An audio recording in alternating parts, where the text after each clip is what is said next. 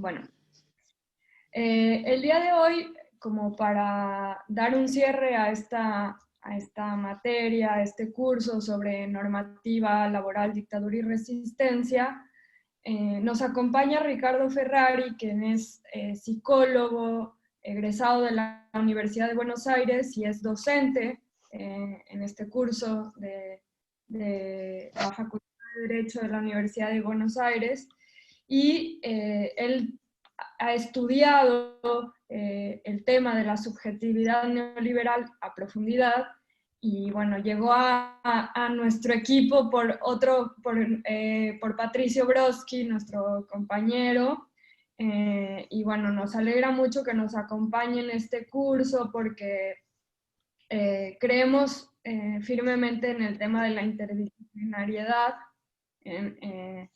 Creemos que es totalmente necesaria la perspectiva de un psicólogo para abordar estas cuestiones de cómo se va construyendo esta subjetividad, de cómo se va reproduciendo también y de cómo también podemos encontrar maneras para ir, bueno, de a poco combatiendo esa subjetividad neoliberal, que también es un poco nuestro compromiso militante como docentes, por lo menos de este curso. Hay un compromiso ético con el tema, hay un compromiso con el deseo de un mundo más justo y sabemos que el proyecto neoliberal es un proyecto que busca profundizar las desigualdades y por eso nosotros estamos en esta posición de combatirlo. Así que le voy a pasar la palabra a Ricardo para que se explaye. Gracias, Ricardo, por estar Bueno, acá. muchas gracias, Andrea, por tu presentación. Buenas tardes a todos, a todas y a todes. Bueno, me alegro de compartir con todos ustedes este espacio. Y bueno, como les decía Andrea, yo me voy a dedicar en esta clase a la problemática de la subjetividad neoliberal. Como prolegómeno, me gustaría indicar que la problemática de la subjetividad se inscribe dentro de las llamadas ciencias sociales, es decir, tanto la sociología, la antropología, las ciencias políticas, la historia y la psicología, directa o indirectamente, se van a referir a la subjetividad, ¿sí? Como ustedes sabrán, las ciencias sociales son aquellas ciencias que estudian fundamentalmente la relación dialéctica entre el individuo y la sociedad, es decir, esa relación inescindible, indisociable entre el individuo y la sociedad. Sabemos que el individuo es un producto de la sociedad y que al mismo tiempo la sociedad es el producto del encuentro entre los individuos que la producen y la reproducen de manera permanente.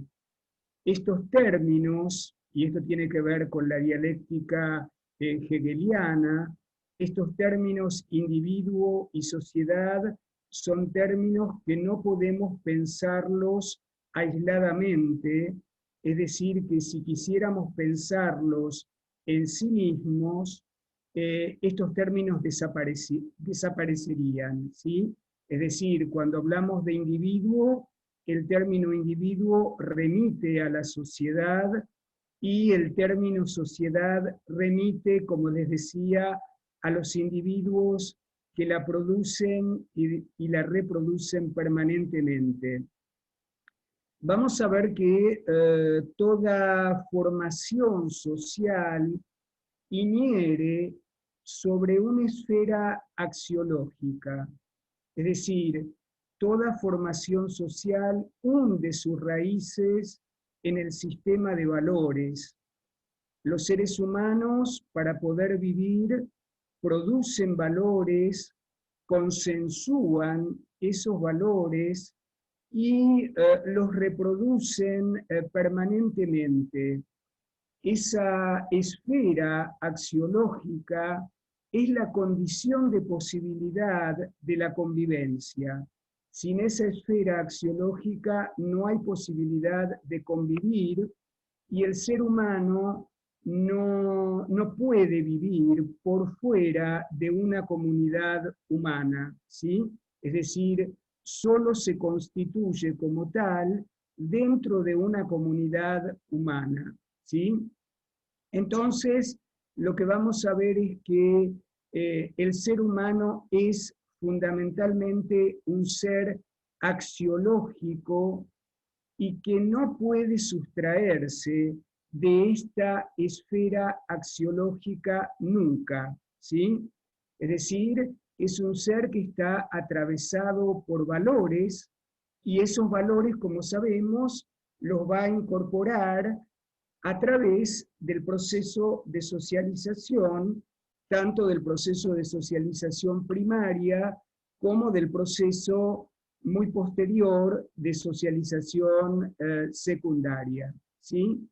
Entonces, vamos a ver que la constitución subjetiva es un fenómeno complejo, ¿sí? Con esto que quiero decir, son múltiples los afluentes que desembocan en la constitución de la subjetividad, ¿sí?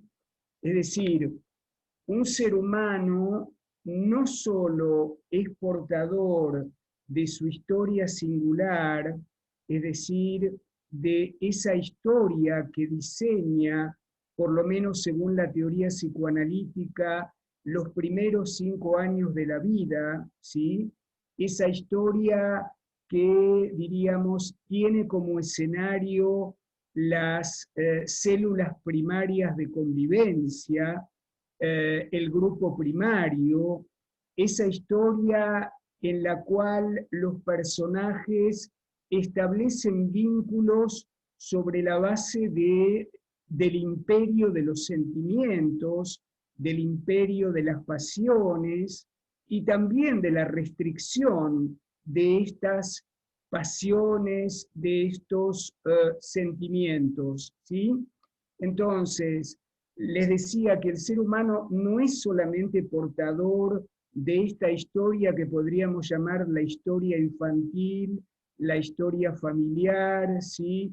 La historia del grupo primario, sino que también es portador del contexto histórico, político, económico, social y tecnológico dentro del cual se inscribe su vida. Entonces, lo que vamos a ver es que somos el producto de múltiples factores, ¿sí? Pero también somos el resultado de nuestra libertad. Es decir, también somos el resultado de las decisiones que tomamos con respecto a eso que nos viene dado, ¿sí? A eso que nos viene dado desde nuestra historia singular y también desde ese contexto histórico, político, económico y tecnológico dentro del cual nos ha tocado vivir, ¿sí?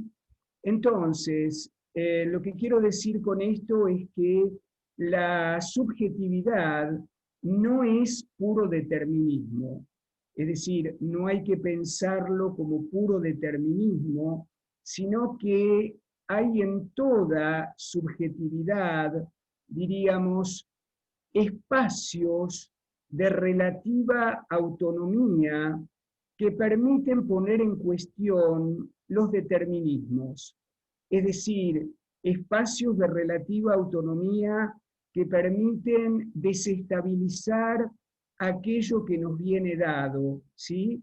Que permite que los pongamos en cuestión. En ese sentido, podríamos decir que la subjetividad tiene como una doble dimensión, ¿sí? Que es, por un lado, el determinismo y por el otro, la autodeterminación. Es decir, hay una dualidad que tiene que ver con aquello que nos viene dado y por el otro lado, con la posibilidad de enfrentarnos a eso que nos viene dado, ¿sí? Esto tiene que ver con, metafóricamente, con la posibilidad de bajarnos del cuadro del que hemos sido pintados, ¿sí? Observar ese cuadro y decidir si queremos volver a ese lugar en el que hemos sido retratados, si queremos cambiar ese lugar, ¿sí? O bien si queremos pintar un cuadro totalmente distinto, ¿sí? Entonces, en relación a esto, en relación a esta relación entre el determinismo y la autodeterminación, voy a citar dos frases. Una de ellas es muy célebre, que pertenece a un filósofo francés del siglo XX, a un filósofo existencialista llamado Jean-Paul Sartre. Y Jean-Paul Sartre dice, uno es lo que hace de lo que hicieron de él. Una posible traducción de esto sería, somos lo que hicieron de lo que, digamos, somos lo que hacemos de lo que hicieron de nosotros, ¿sí? Este apotegma, digamos, existencialista, es un poco el epítome de lo que es la filosofía sartreana, esa filosofía que de alguna manera también tiene influencias de Heidegger, ¿sí? Y que va a postular que en el ser humano, o que el ser humano es el único ser en el que la existencia precede a la esencia. Por eso él dice, somos lo que hacemos, ¿sí? El ser humano es capaz de inventarse a sí mismo con aquello que nos viene dado. Por otro lado, hay otra frase que también me gusta citar, que también pertenece a un escritor francés llamado Baudelaire, y Baudelaire dice que la fatalidad posee una cierta elasticidad que suele llamarse libertad humana, ¿sí? Entonces, es importante que tengamos en cuenta, ¿no?, que más allá del determinismo está siempre esta posibilidad que vamos a ver que algunos sujetos van a aprovechar y otros lamentablemente no van a poder hacerlo, ¿sí? Entonces, vamos a ver lo siguiente. Por supuesto, yo me estoy basando en varios autores, pero fundamentalmente en dos textos. Un texto que se llama Mentir y colonizar, de Nora Merlin, y también un artículo que no recuerdo bien, pero creo que se los hice llegar oportunamente, un artículo que escribí yo que se llama Los vínculos laborales, placer y sufrimiento, sobre todo porque si hablamos de la subjetividad neoliberal, diríamos que hay una fuerte evidencia empírica de esta subjetividad en esa franja etaria que va de los 18 a los 65 años de edad y que es esa población económicamente activa, ¿sí? Es decir, este tipo de subjetividad aparece de manera privilegiada en esa franja etaria fundamentalmente, ¿sí?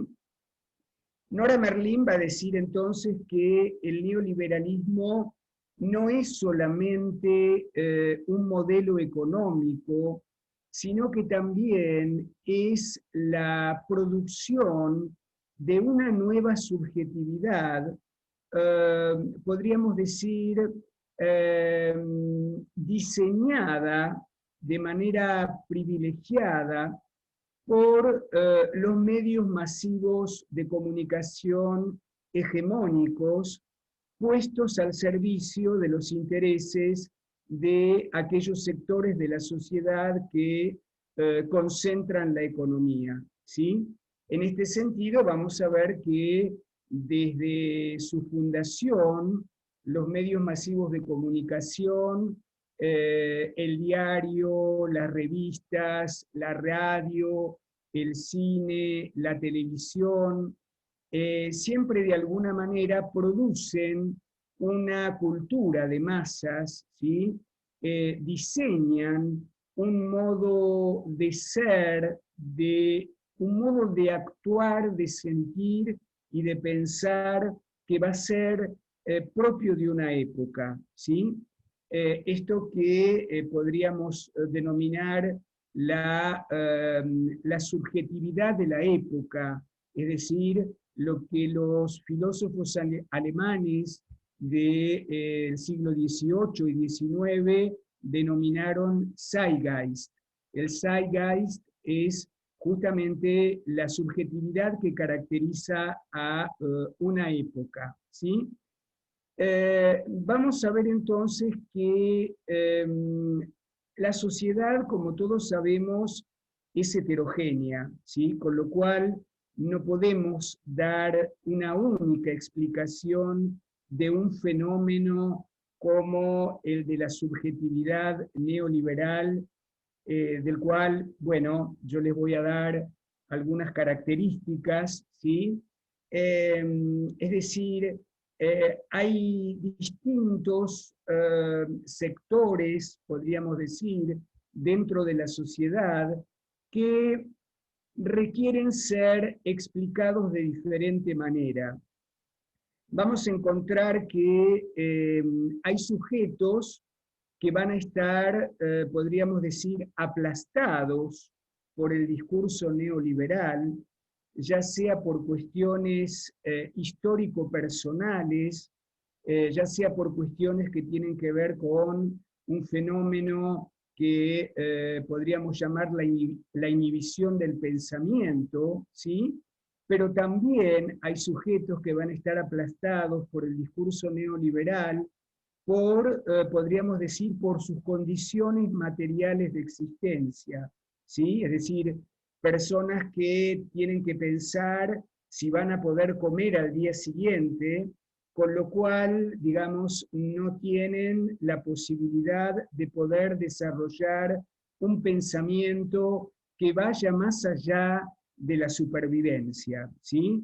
Me estoy refiriendo, en este caso, a sectores muy vulnerables de la sociedad y que a veces, para sorpresa de muchos de nosotros, de repente pueden, diríamos, adherir a aquellos discursos de derecha que van a jugar en contra de sus propios intereses, ¿sí? Hay otro tipo de sujeto que, diríamos, va a resistir al discurso neoliberal, que va a enfrentarlo a través de un pensamiento crítico, ¿sí? Podríamos decir muchos intelectuales en ese sentido, ¿no? Que van a poder poner en cuestión determinadas promesas, determinadas ilusiones, determinado discurso monolítico del fin de la historia, por ejemplo, y podríamos decir que hay otro sector, otro tipo de subjetividad intermedia, si ustedes quieren, que por una cuestión de autoconservación van a hacer silencio o van a decir que sí, pero internamente, diríamos, se van a reservar el derecho a seguir pensando por sí mismos, ¿sí? Es decir, muchas personas, por cuidar su trabajo, ¿sí?, del cual depende su vida, su subsistencia, de repente no van a pronunciarse, pero internamente, digamos, van a ser capaces de seguir cuestionando, porque por suerte hasta ahora el pensamiento sigue siendo invisible, diríamos, ¿sí? Entonces, también tenemos otro tipo de subjetividades, como por ejemplo aquellos que son indiferentes, podríamos decir, aquellos que de alguna manera están identificados con determinados discursos en donde hay una obligación o un mandato obsceno, diría yo, a ser feliz a pesar de todo, ¿sí? Es decir, suele haber un discurso que circula, diríamos, y que tiene que ver con esta, diríamos, con esta exigencia a que uno a pesar de todo puede llegar a ser feliz, cuando en realidad las condiciones externas no están dadas, lamentablemente, para la felicidad. Me estoy refiriendo a discursos que plantean que se puede ser feliz aún en Auschwitz, por ejemplo, ¿sí? Estos sujetos caen fuertemente en una cuestión de indiferencia, tienen una actitud autista con respecto a los problemas que rodean a los demás, no solo a sí mismos, sino a los demás, y también esto los lleva a caer en una especie de individualismo, diríamos, ¿sí? Y por otro lado, hay otro sector que también tiene que ver con una subjetividad que es un sector absolutamente ignorante, ¿sí? Es un sector que necesita, digamos, adquirir una cierta conciencia y que, bueno, por diferentes motivos no puede acceder, ¿sí? O no sabe cómo acceder para poder informarse, diríamos, ¿sí? Entonces, vamos a ver que encontramos en los autores, fundamentalmente en Nora Merlin, determinadas características que aparecen en la subjetividad neoliberal, como por ejemplo la obediencia inconsciente, ¿sí? Una de esas características tiene que ver con esta cuestión de cumplir órdenes, es decir, el sujeto neoliberal hipermoderno es un sujeto que cumple órdenes, que consume compulsivamente, ¿sí? Que reproduce acríticamente el discurso dominante y que en esta característica de la obediencia inconsciente se diferencia del esclavo del mundo antiguo y del siervo de la gleba del mundo medieval, en el sentido de que no es consciente de que está obedeciendo, ¿sí? Esto lo diferencia del esclavo y del siervo, ¿no?, de los periodos anteriores, diríamos, ¿sí? Entonces, vamos a ver que todas estas características en realidad tienen, si ustedes quieren, y esto lo podemos pensar juntos, un común denominador que es la identificación con el opresor, ¿sí? Esta identificación con el opresor que también se relaciona con la temática de la alienación desde el punto de vista psicoanalítico, diríamos, ¿sí?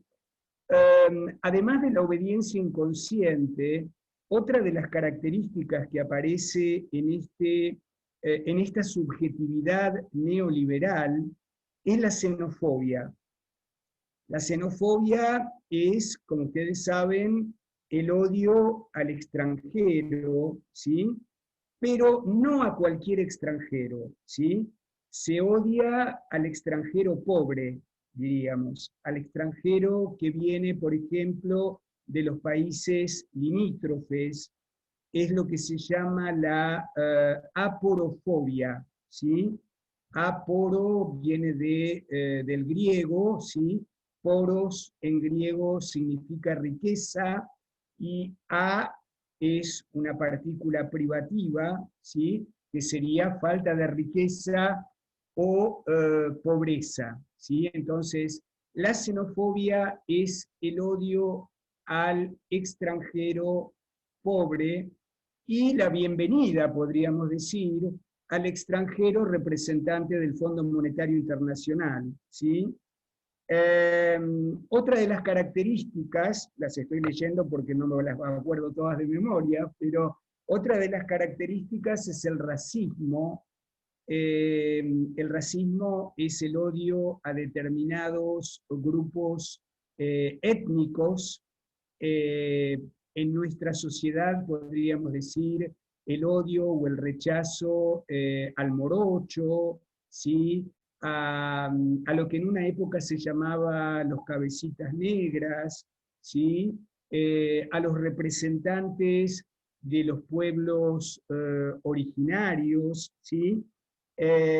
Bueno, esta es una característica también muy presente, no es que estén todas juntas presentes, pero en algunas personas se van a dar más unas características y en otras se van a dar otras de estas características. Otra característica es, digamos, el enemigo, hay un enemigo interno para la subjetividad neoliberal, un enemigo interno que está producido desde el poder. Ese enemigo interno son, por ejemplo, los militantes, la política, los políticos, ¿sí? Los manteros, los piqueteros, la protesta social, por ejemplo, ¿sí? Esa es una de las características que tiene que ver con lo que Nora Merlin va a llamar la producción social de un enemigo interno, ¿sí? Otra característica que suele aparecer en la subjetividad neoliberal es el individualismo, ¿sí? El individualismo es un fenómeno que se inscribe dentro de una cultura meritocrática, ¿sí? Es decir, de una cultura que, diríamos, pone el esfuerzo individual por encima de cualquier otra cosa. Eh, bueno, hay una serie de frases hechas que profieren los individualistas, es decir, al individualista se lo detecta justamente por este tipo de discurso, ¿no? Es decir, dice cosas como yo me hice solo en la vida, a mí nadie me regaló nada, el que es pobre porque quiere, el que se esfuerza, diríamos, triunfa, etcétera, etcétera, ¿no? Y no significa esto que el individualista no pueda ser solidario, porque muchas veces hay gente que se sorprende, ¿no? No, mirá fulanito de tal que piensa de esta manera, y de repente si se cae una señora mayor en la calle, es el primero que corre para levantarla, ¿no? También es el que suele dar limosnas a los pobres, ¿sí? O suele, por ejemplo, yo qué sé, digamos, tener gestos caritativos, diríamos. Pero esa solidaridad es una solidaridad también individualista. Es decir, es una solidaridad que lo posiciona en un lugar de superioridad con respecto del otro.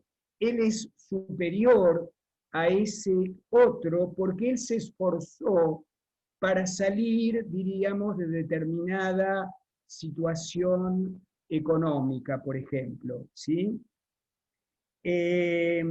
Otra cuestión interesante como característica de la subjetividad neoliberal es algo de esto más o menos esbocé en un momento, es la pasión por la ignorancia, ¿sí? Eh, Son personas que prefieren no saber, ¿sí? Es cierto que saber muchas veces hace sufrir, ¿sí? Eh, Esta pasión por la ignorancia, de alguna manera, podríamos decir que contradice la afirmación aristotélica de, el capítulo 1 del libro 1 de la metafísica, que inaugura, digamos, con una afirmación que dice que el ser humano por naturaleza desea saber, ¿no? Bueno, en este caso sabemos que no todos los seres humanos desean saber. Hay muchos seres humanos que prefieren vivir en la ignorancia y que por ahí viven como un ataque, por ahí viven como una violencia, el hecho de que nos acerquemos, digamos, el hecho de que querramos brindarle cierta información que podría hacerle abrir los ojos, ¿sí? Vamos a ver que otra de las características que, Ricardo, sí, te puedo decir decime, que no te escucho bien.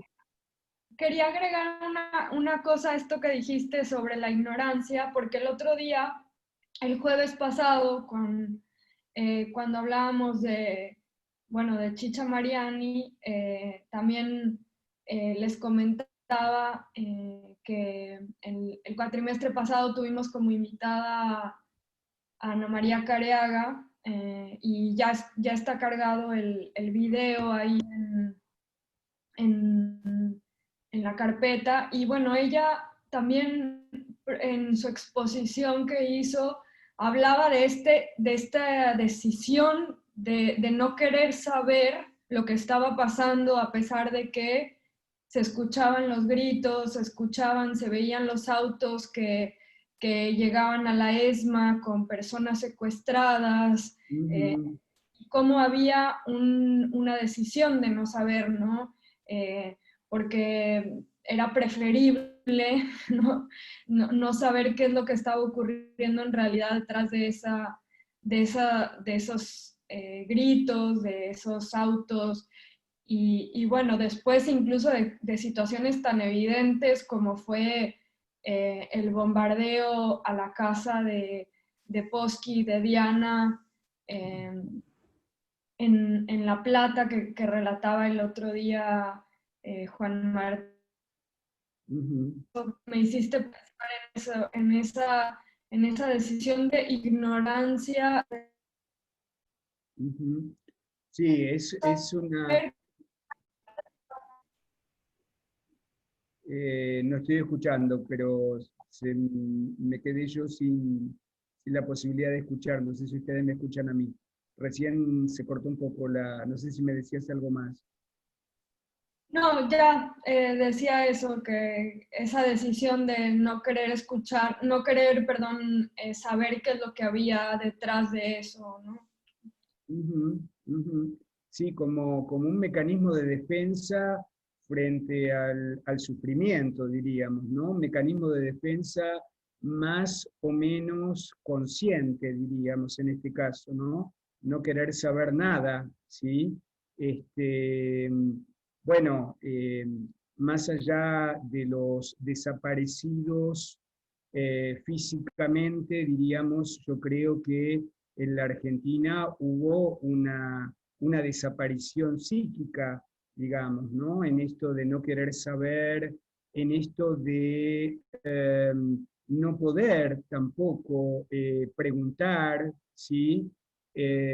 Bueno, es una historia que todos más o menos estamos al tanto, ¿no? De esta cuestión. Sí, interesante esta cuestión de la pasión por la ignorancia, diríamos, ¿no?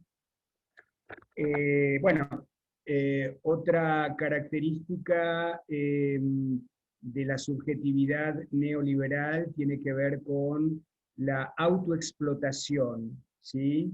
Es decir, se produce como una ruptura de los límites espaciotemporales entre lo que es el trabajo y lo que es el ocio, ¿sí? Es decir, la persona puede llegar a trabajar todo el tiempo, aún los fines de semana, aún en sus vacaciones, o más allá del horario establecido que tiene en el trabajo, ¿sí? Justamente porque tiene internalizado este discurso de la explotación, donde tiene que estar todo el tiempo al servicio de ese otro, diríamos, que, bueno, que es el explotador, ¿no? Pero en este caso, ese explotador se vuelve interno, ¿sí? Por un mecanismo de identificación. Otro de los fenómenos, como yo les decía, todos los fenómenos tienen como un común denominador, que es la identificación con el opresor. Otro de los fenómenos tiene que ver con la autoanulación del pensamiento crítico, ¿sí? Y esto, bueno, esto nos lleva necesariamente a la problemática de la alienación, la alienación que la podemos definir como un hacer propio lo ajeno, pero también hacer ajeno lo propio. Es decir, en la alienación hay algo ajeno que se hace propio, ¿sí? Por ejemplo, en la autoexplotación se hace propio en uno el explotador, diríamos, ¿sí? O hacer ajeno lo propio, es decir, dejarle al otro la posibilidad de pensar.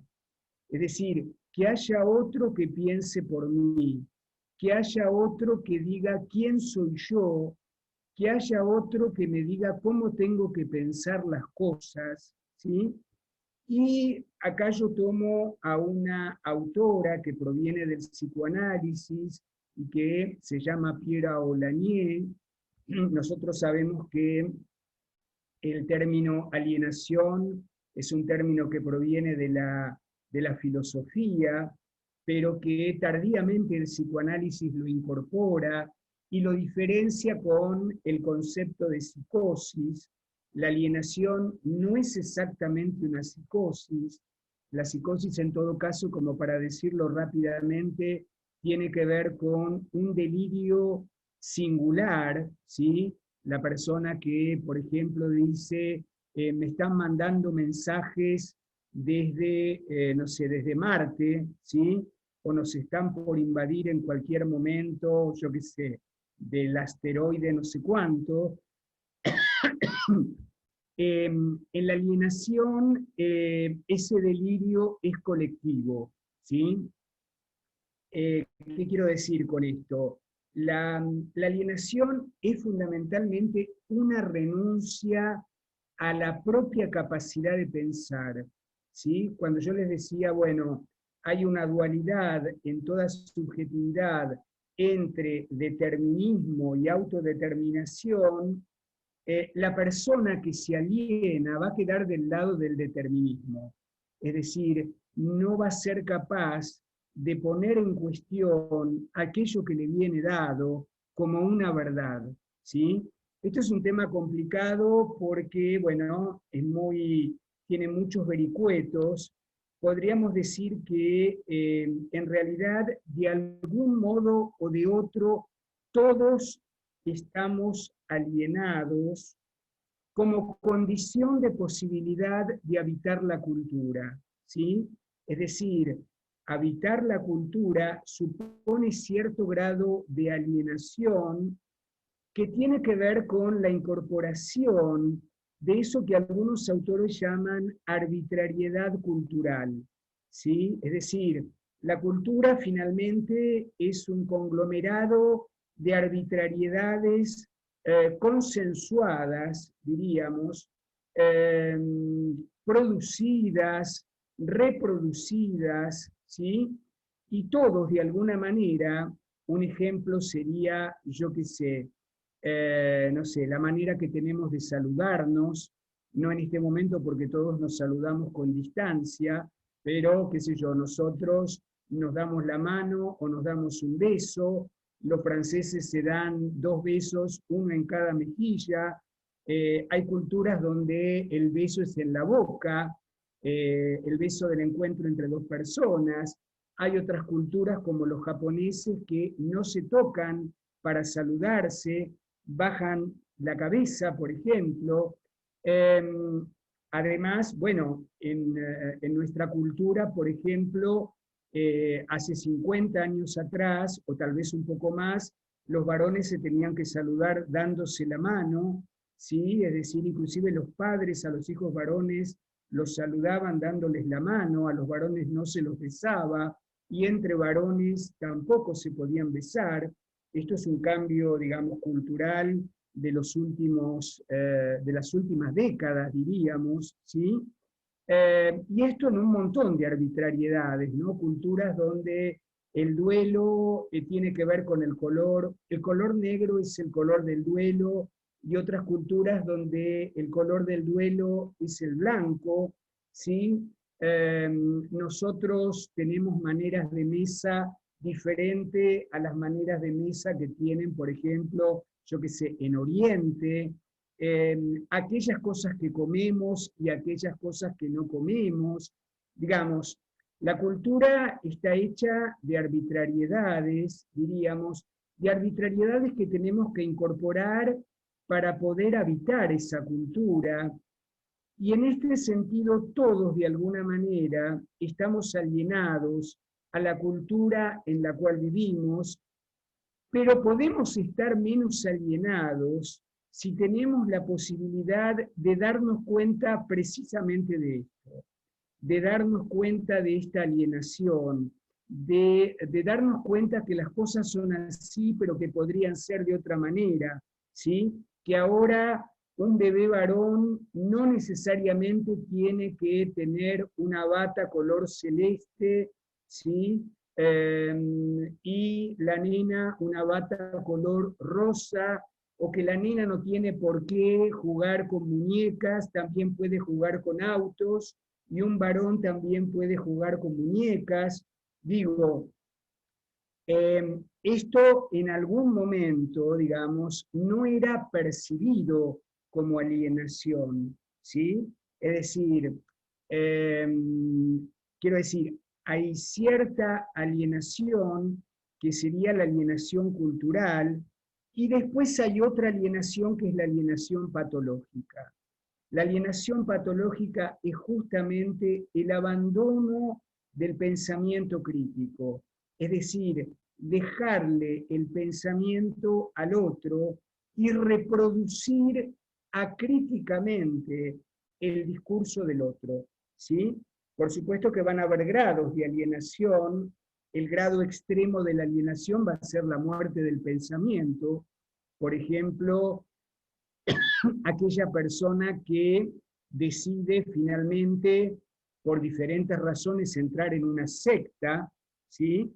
Y el líder de la secta un día les dice a todos los adeptos, a todos los feligreses: mañana a las 8 de la mañana todos nos prendemos fuego, y todos se prenden fuego, ¿sí?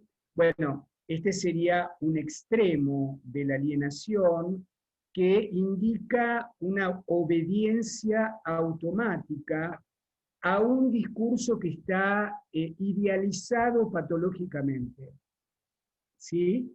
En el caso del neoliberalismo, vamos a ver que también sucede esto, donde encontramos que muchas personas, cuando le preguntamos por qué dicen lo que dicen, por qué opinan lo que están opinando, y a veces directamente nos terminan diciendo: bueno, eso es lo que dice fulanito de tal en la tele, ¿sí? Eso es lo que yo le escuché, o eso lo leí en el diario, etcétera, etcétera. pero son incapaces, digamos, de sostener eso que afirman a través de una argumentación. Esto implica un grado de alienación que habría que ver si tiene vuelta atrás. Es decir, hay grados de alienación que tienen vuelta atrás y otros que lamentablemente no lo tienen. ¿Sí? Yo no sé, dejaría acá y daría lugar a las preguntas, si es que hay preguntas, no sé, vos qué opinás como coordinadora, Andrea, de esta clase.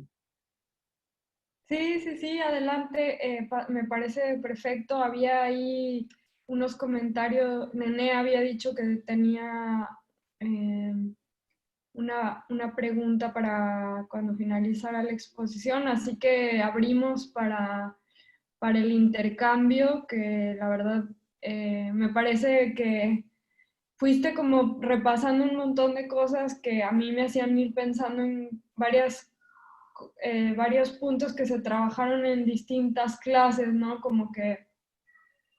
Sí, digamos que de esto se podría decir muchísimo más. Lo que pasa es que tampoco quiero complicar con cuestiones muy teóricas, no, pero esto nos da un panorama bastante claro como para luego seguir profundizando con textos y también como acercarnos a esa dimensión, eso, subjetiva de todo eso que fuimos hablando, de las luchas, de la historia del movimiento obrero, de cómo se produce la norma, de qué hay detrás de la producción de la norma, de cuáles son los valores que se sostienen por parte de esos grupos económicos que quieren conservar sus privilegios, de cuáles son esos valores que están detrás de quienes ejecutan o quienes ejecutaron la represión, las desapariciones, qué había detrás de esa mente de esos represores, o sea, que los lleva a tomar esas decisiones, a ejecutar esas órdenes o a dar esas órdenes, ¿no? El otro día también...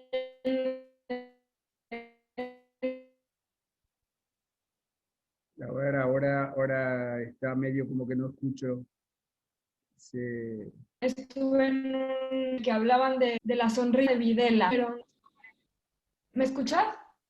Sí, Se ahora te sí. corta. Estaba fallando, ya está fallando mi internet, pero bueno, eso, como que el otro día hablaban de ese tema de la sonrisa de Videla en un encuentro y me pareció como muy fuerte pensar ese odio que había en esas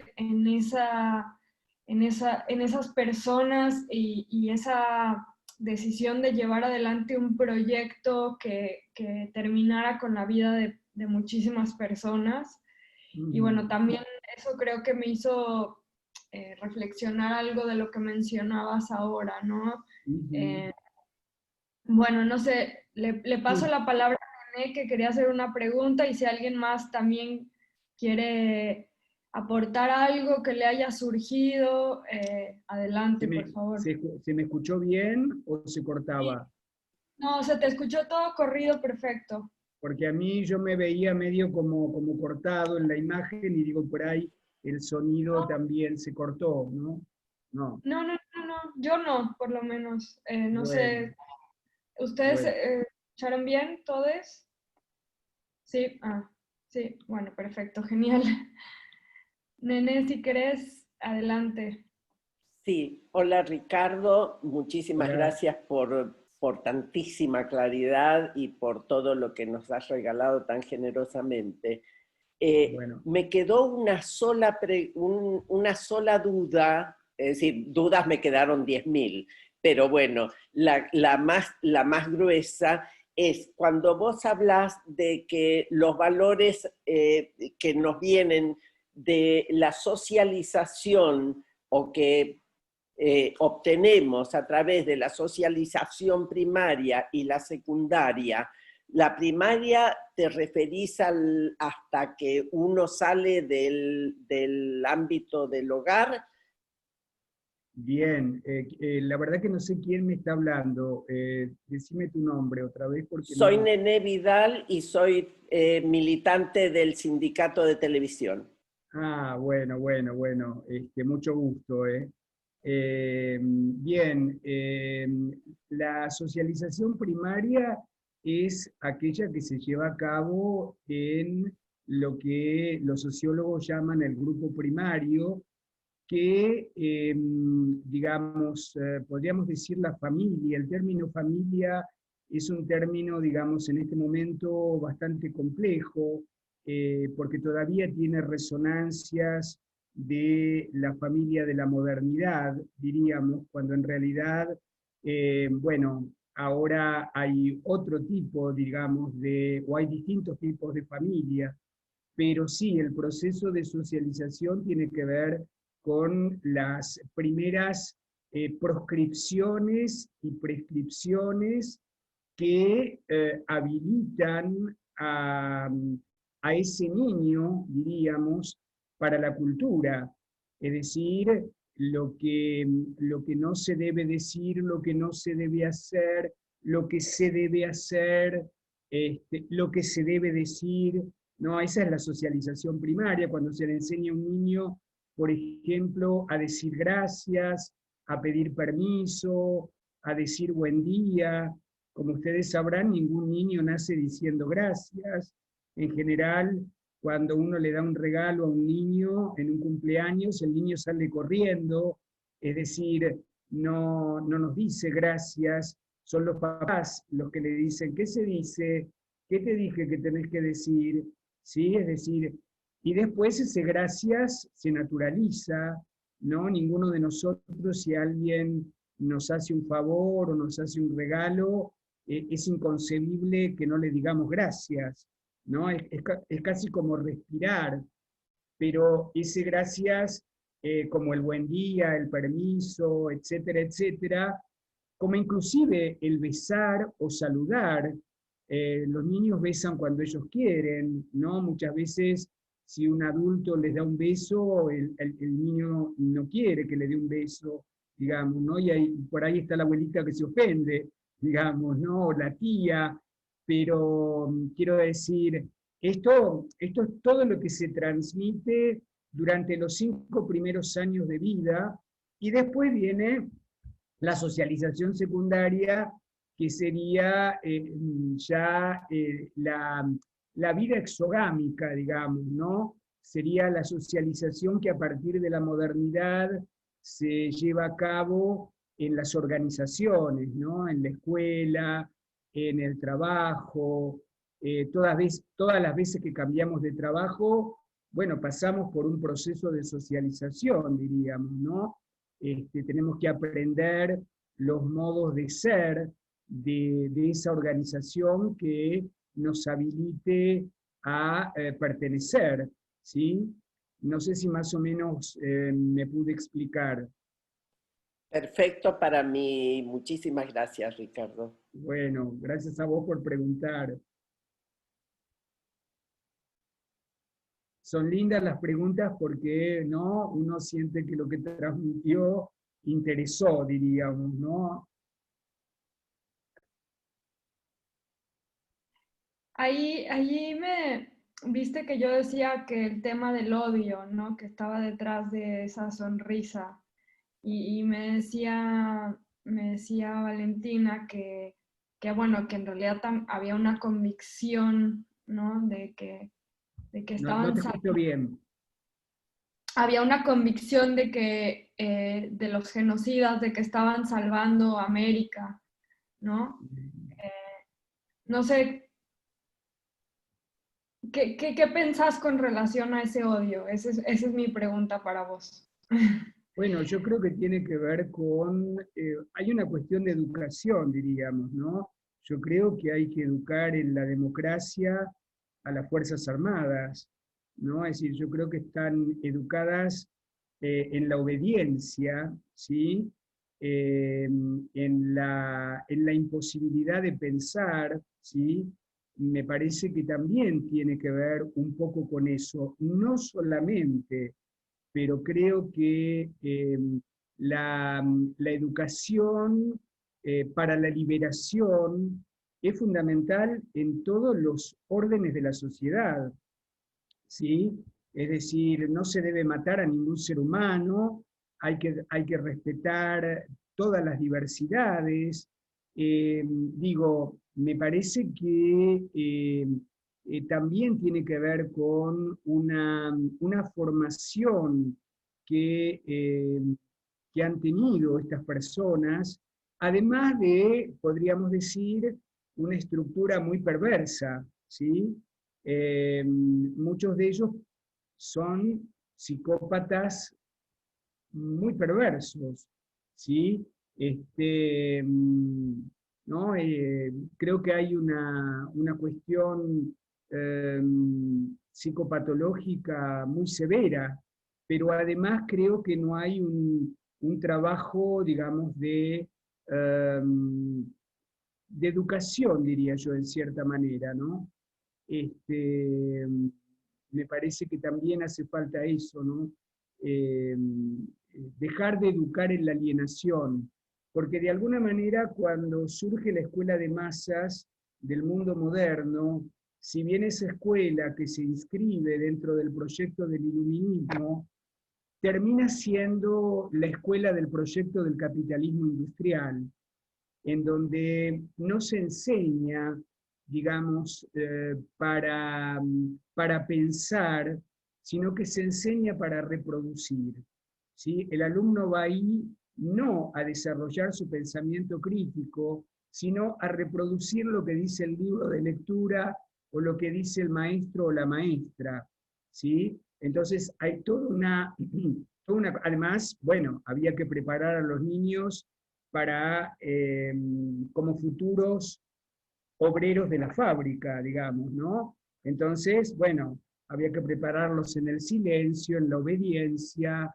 yo qué sé, en la rapidez, ¿no? Una de las cosas que se escuchaba mucho entre los maestros o maestras del siglo pasado es el que termina primero tiene 10, ¿no? Entonces, ahí hay una educación en la competencia y en la rapidez, ¿sí? O, por ejemplo, si hay alguno que se copia, vengan y díganmelo, por ejemplo, ¿sí? Entonces, se está educando en la delación, ¿no? Bueno, y así como muchas cuestiones que yo creo que, por supuesto que no alienan a todos. Esto hay que tenerlo claro, ¿no? Es decir, acá hay una pregunta que sigue siendo una pregunta inquietante, ¿no? ¿Por qué algunos se alienan y otros no?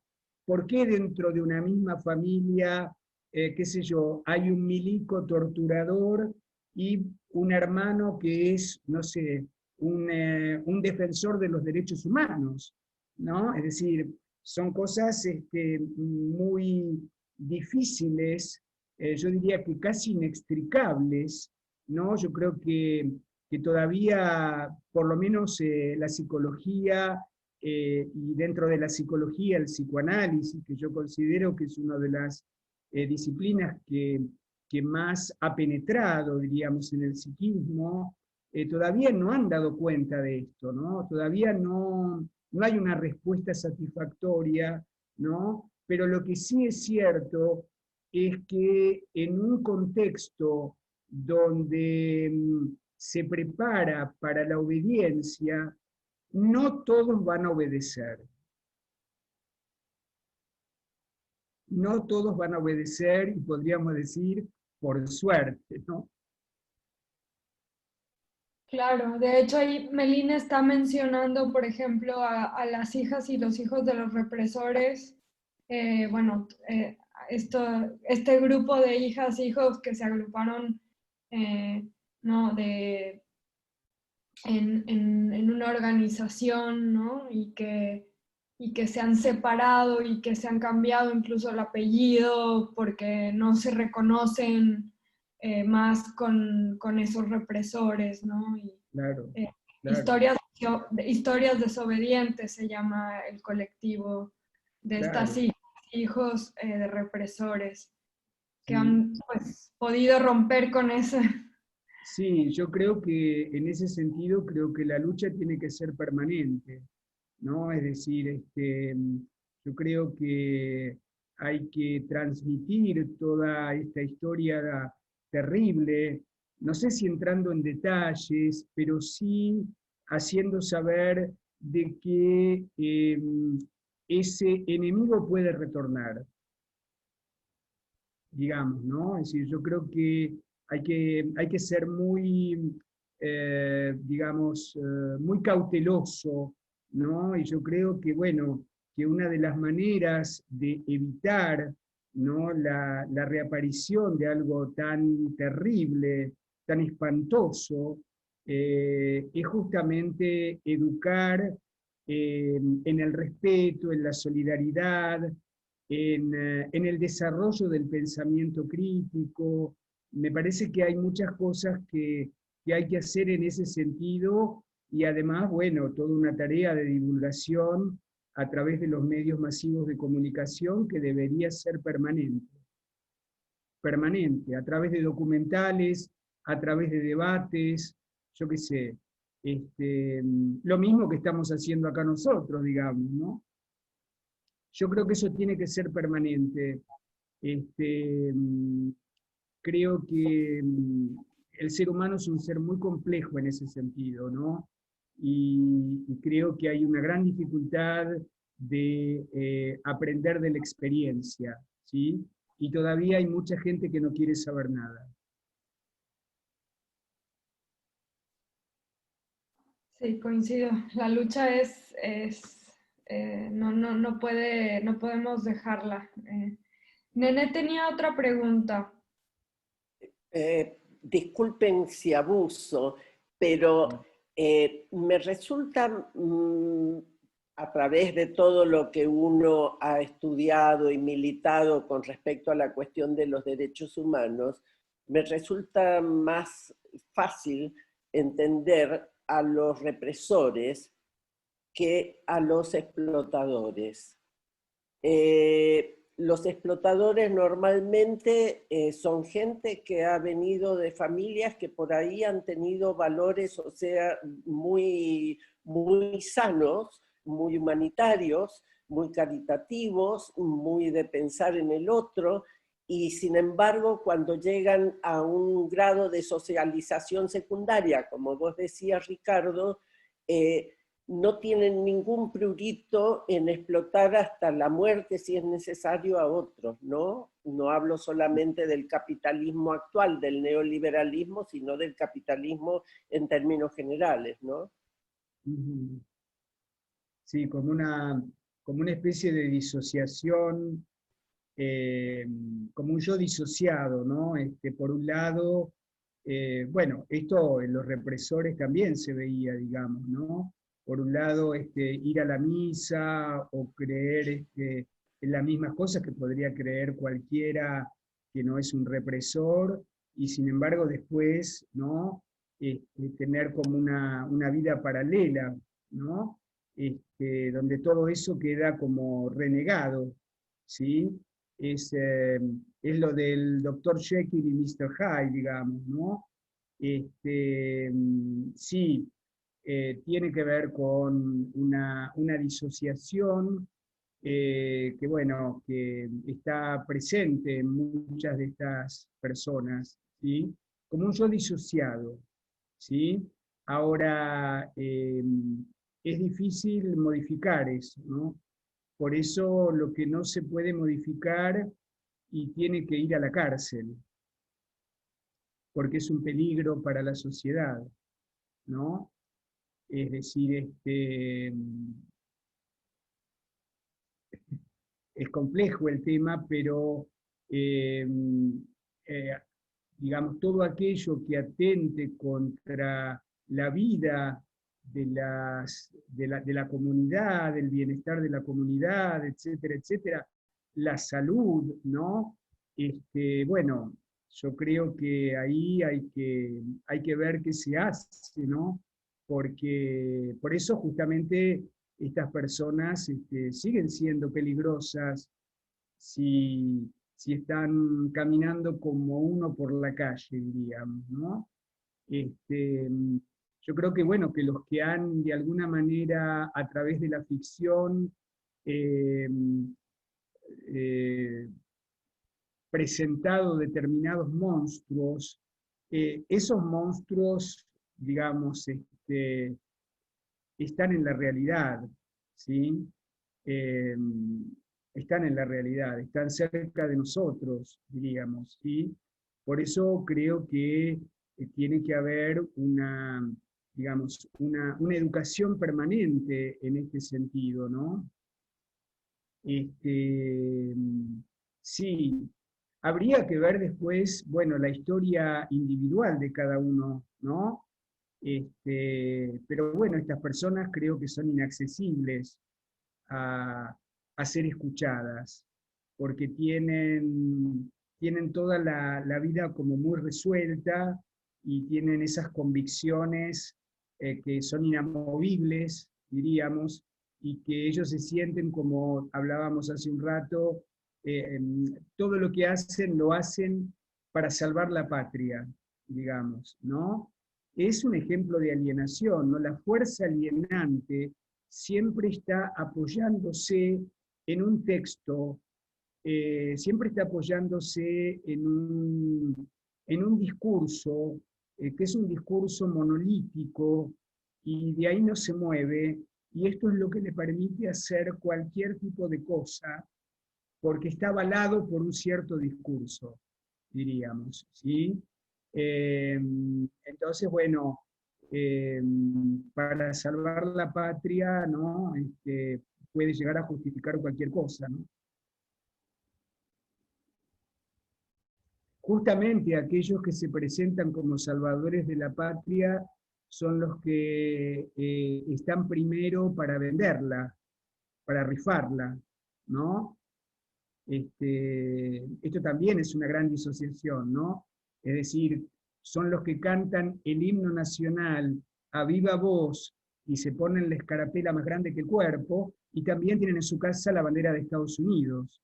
Entonces, bueno, es como algo muy incompatible, ¿no? Es decir, hay un corazón imperialista y al mismo tiempo un cantar, ¿no? El himno a viva voz, ¿no? Y esto tiene que ver también con, nuevamente insisto, digo, con esa escuela de la modernidad que fue una escuela en realidad esquizofrenógena, ¿sí? Una escuela donde se enseñó una cosa pero se hizo la otra, ¿sí? Bueno, no sé si he podido responder, Nene, a tu pregunta. Yo creo que además lo interesante de la vida universitaria son las preguntas más que las respuestas, ¿no?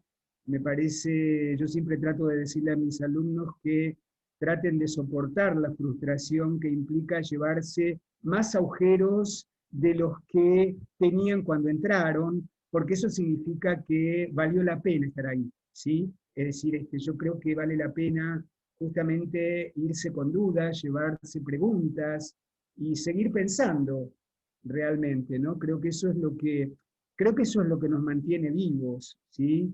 Y creo que eso también es lo que nos hace diferentes de este tipo de personas que tienen todo explicado, ¿sí? Que tienen todo respondido y que justamente por tener todo respondido son capaces del genocidio. Yo prefiero más las preguntas que las respuestas. Tus No sé si respuestas los han demás sido están de acuerdo. geniales. Eso no significa de que no me frustro al no encontrar las respuestas, ¿no? Y sí, Y sí, pero sigo buscándolas, porque como ustedes saben, a pesar de todo, la vida se obstina. Y bueno, la vida tiene que ver con esto, no tiene que ver con el deseo, y el deseo tiene que ver con la falta, y eso es lo que nos mueve, ¿no? Y eso es lo que, bueno, nos hace de alguna manera jóvenes de espíritu, digamos, ¿no? Que es lo más importante, ¿no? Acá hay una mano que se levantó. Fue como un aplausito. Ah, es un aplauso. Bueno, no, yo el aplauso se los hago a ustedes. El aplauso es a ustedes, ¿sí? No, muchas gracias, Ricardo, porque yo también me voy Excelente. con preguntas y con angustias de esa a veces incapacidad mía para entender pues esto de la condición humana y qué movilizó, qué hace capaz al ser humano de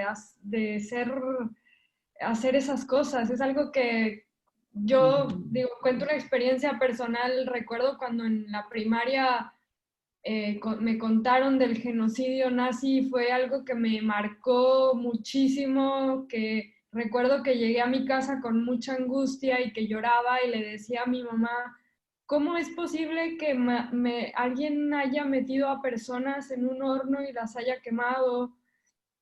Y no podía entender, y creo que eso me marcó en la vida, y eso y otras situaciones que me hicieron dar cuenta de la condición humana que me llevaron a, a militar el tema de los derechos humanos y a tratar Sí, de entender esto, porque es algo que me cuesta. André, Sí. André, vos sos una muchachita muy joven, bueno, yo tengo 55 años y vi la película del Holocausto, me pareció horrenda, jamás en mi vida lo volvería a ver, pero también me pasaron esas cosas que a la noche pensaba, soñaba con eso, digo, qué crueldad, que le sacaran, por ejemplo, el oro que tenían en los dientes, de dejarlos sin comer y piel y hueso, no, no, no. Fue terrible, la verdad, a mí me marcó mucho eso también. Disculpe, Ricardo, que lo interrumpí. no, no, no, no, está muy bien, sí, son cosas que evidentemente movilizan, ¿no? Porque uno dice, bueno, es un semejante, pero al mismo tiempo es un extraño, ¿no? Es Claro. un, eh, es un, es ese extranjero absolutamente despreciable, diríamos, ¿sí? Es ese extranjero que nunca puede ser bienvenido. A ese no lo podemos alojar. En todo caso, ese tiene que estar apartado de la sociedad, ¿sí? Eso es lo que yo pienso, y por ahí voy a decir algo que no es demasiado científico, pero creo que más allá de las explicaciones psicopatológicas que uno se pueda dar, lo que yo me pregunto, si vale la pena perder el tiempo en explicar a esta gente, si vale la pena, ¿no? Digo, me parece, y voy a decir algo que no es científico, como les decía, que hay gente mala, hay gente muy mala, y esa gente es perjudicial. Por eso esa gente no puede estar en la calle, esa gente no puede convivir con nosotros, ¿sí? Esa gente tiene que estar encerrada, y bueno, tal vez en el encierro, digamos, haya un cambio, ¿sí? Haya una posibilidad de cambio, ¿sí? Pero lo que vemos es que no, es que en realidad muchos de estos personajes siguen reivindicando lo que hicieron, no hay un arrepentimiento, ¿sí? pero vale la pena, Ricardo, discúlpame, explicarlas, investigarlas, explicarlas a esas personas para diferenciarlas después de las que no lo son. Es decir, eso es es salvarnos de caer nuevamente en los errores. Sí, sí, podríamos decir que son psicópatas graves, ¿sí? Lo que pasa es que la sociedad lo que tiende es a visualizar al psicópata de poca monta, diríamos, ¿no? Aquel que roba un celular o aquel que roba, ¿no? El ladrón de gallinas, ¿no? Ese es el delincuente, cuando en realidad esa persona es una víctima, esa persona es el resultado, digamos, de una sociedad corrupta, ¿sí? No, diríamos, no, ese ladrón es un síntoma, ¿sí? Es un síntoma cuya causa está en otro lado y cuya causa, podríamos decir, está lamentablemente oculta, ¿sí? Porque los verdaderos delincuentes, ¿no? Bueno, algunos no tan ocultos, porque algunos ni siquiera tienen vergüenza de ocultarse, ¿no? Esta es una característica también de la personalidad o de la subjetividad neoliberal, ¿no? La falta de vergüenza, ¿sí? O esa cosa perversa de mostrarle al otro cómo le estoy robando, ¿sí?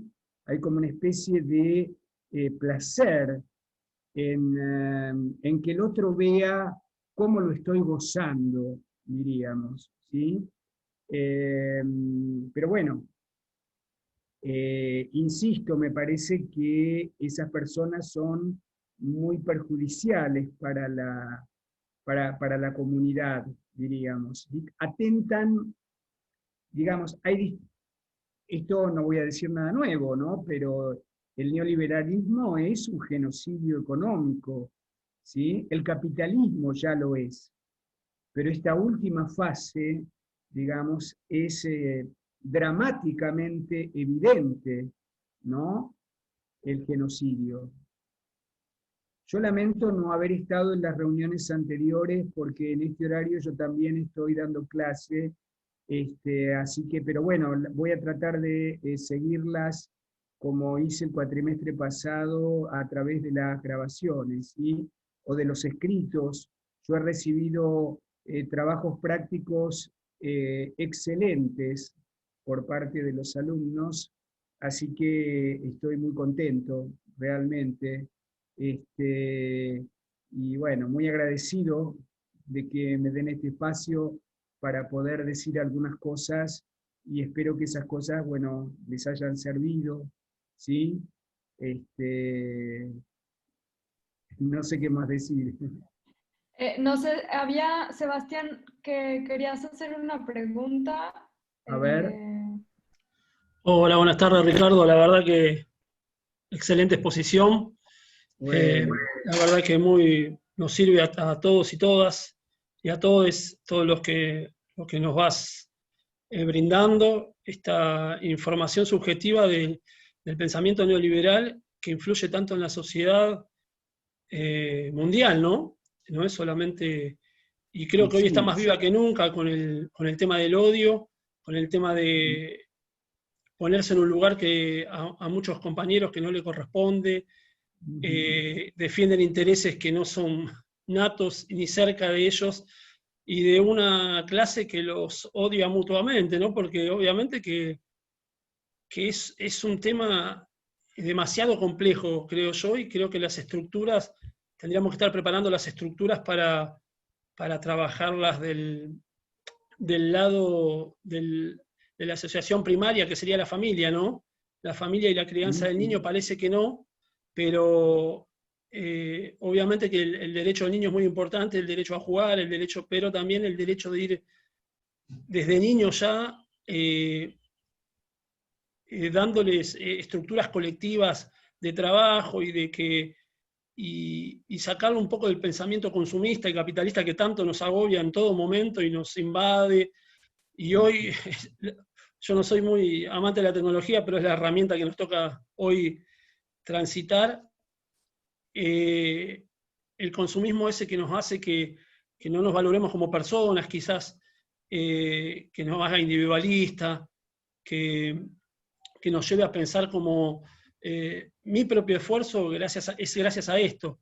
O sea, hacerle llegar a todo, porque yo creo que no todos, pero muchos tenemos adentro de la familia gente que piensa que es su propio esfuerzo, su individualismo, el que es pobre y no tiene acceso a un plato de comida es porque ellos se lo buscaron. Y hoy el odio está más intrínseco que nunca dentro de la sociedad, porque lo veo en nuestra hermana Bolivia, lo veo en nuestra hermana Chile, lo vemos en Estados Unidos, lo vemos en todos lados. O sea, estos grupos neoliberales que alienaron a una parte de la sociedad que no es muy grande, pero es peligrosa.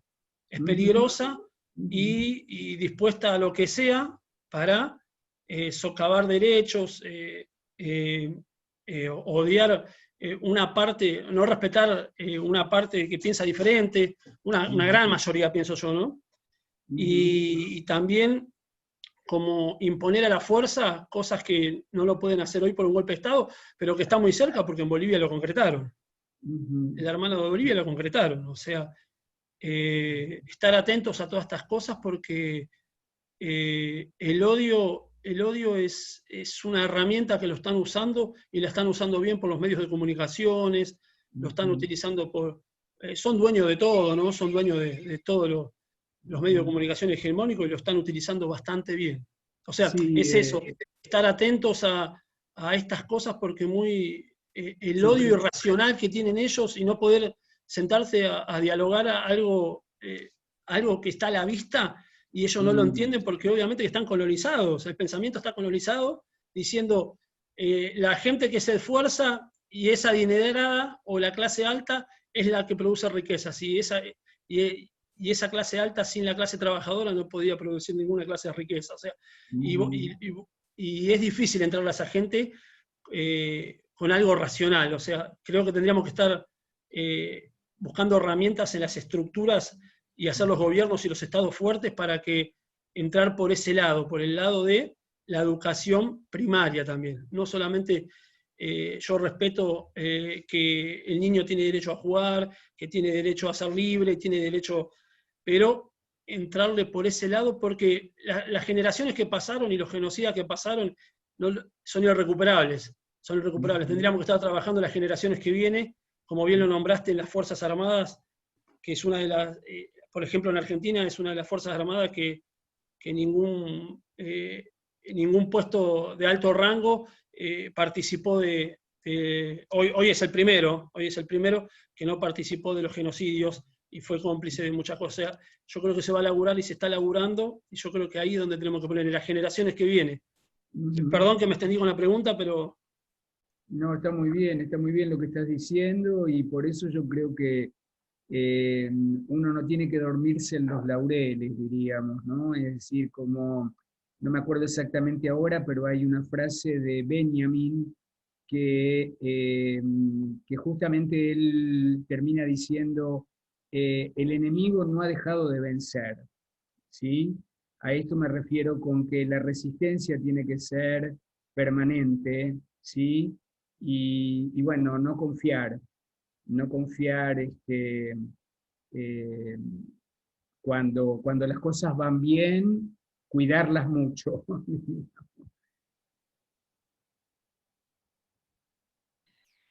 Totalmente. Y aquí estamos para eso. Acá estamos. Exactamente.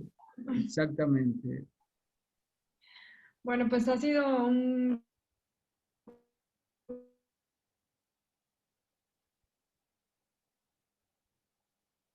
No estoy escuchando ahora, no sé qué pasa.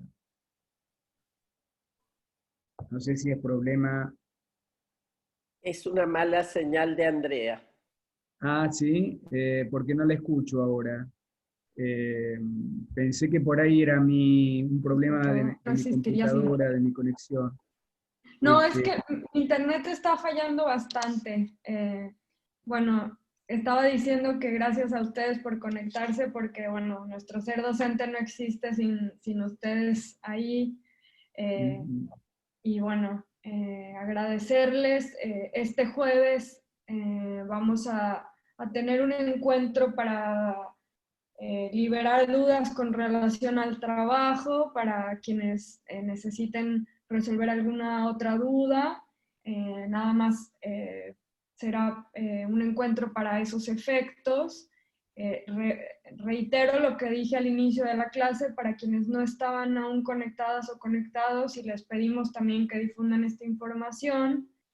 El viernes 9 de octubre, este viernes 9 de octubre es la fecha de entrega para los estudiantes de la facultad, y el viernes 22 de octubre para quienes están cursando por fuera de la facultad.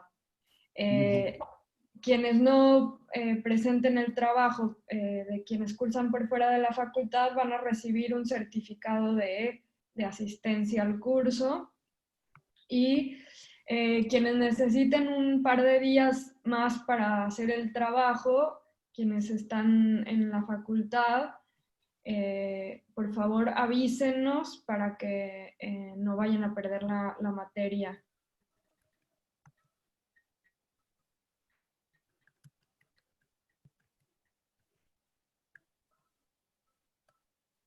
Ahí se congeló la imagen, me parece, sí.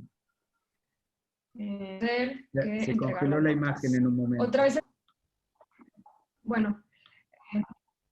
Sí, está hoy pésimo en internet. Bueno, muchas gracias, Ricardo, y gracias a todos y todos y todas. Yo quiero volver a agradecerles a todos que me hayan escuchado con tanta atención y con tanto amor. Así que, bueno, les deseo lo mejor. Los que tienen que entregar los trabajos prácticos, que les vaya muy bien. Y también a los demás, por supuesto, que sean muy felices, ¿no? Que es lo más importante en la vida, ¿sí?